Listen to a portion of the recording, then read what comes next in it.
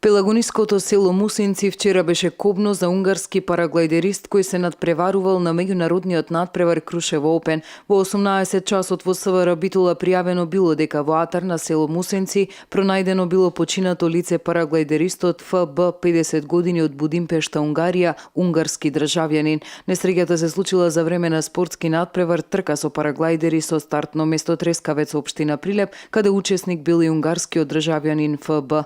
Лица од селото околу 17 часот и 30 минути забележале параглайдер како се движи во правец север-југ, односно во близина на далеководот, за да во еден момент зафатил во најгорниот вод од далеководот, се превртел пошто паднал под истиот на земја. Нападнатото лице пружена му била помош при што го откачиле од држачите на параглайдерот, но безуспешно. Повикана била и пристигнала екипа од брза помош Битола, при што констатирана била смрт. За настанот известен бил јавен обвинител кој заедно со увидна екипа од Кримтехника Битола извршиле увид на местото на настанот. По наредба на јавниот обвинител, телото на починатиот е предадено за обдукција која ќе биде извршена денеска во клиничката болница во Битола.